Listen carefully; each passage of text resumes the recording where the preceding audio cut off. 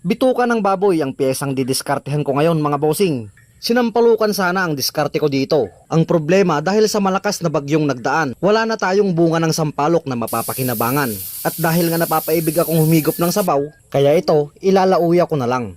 Pinakuluan ko ang bituka kasama ng tanglad at murang dahon ng kalamansi dahil ang mga yan ay mabisang pangtanggal ng anggo at hindi kaaya-ayang amoy. Kumpleto na dahil pangtanggal lansa na rin. Sa madaling sabi, wala ka nang hahanapin. Arak lang yun ate kurangin. Pagkatapos ko nga itong pakuluan, saglit ko naman itong pinalamigan. Tsaka ako naman ngayon hihiwain sa katamtamang sukat at laki. Bite size lamang kumbaga. May vlog na rin ako dati na bituka din ng pyesa.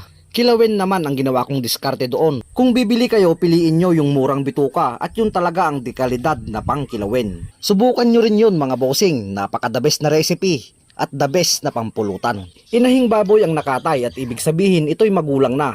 Kaya nangangailangan ng matagalang pakuluan. Pero sa atin walang problema dahil may pressure cooker naman. Hindi na tayo maiinip sa ilang oras na paghihintay. Mainit na ang mantika kaya ang bawang sibuyas pinagsabay ko ng igisa. Ang bawang pinitpit ko na lang at kasama na pati balat sa gisahan. At para hindi magtampo ang paminta, isasabay ko na. Kasama na rin sa bagsakan ng hiniwa-hiwa kong bituka.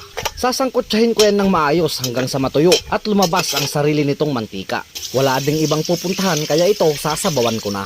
Lubog lang ng kaunti sa laman, pwede na. Pampaalat na asin at pangdagdag umami at linamnam na betchin. Ganyan lang kasimple ang templada mga bossing. Pagkatapos ay salang na. At dahil dati nang napakuluan kanina, sa 30 minutos lang ito nga't luto na. Kain na tayo mga bossing, tirahin na natin to, baka tirahin pa ng iba.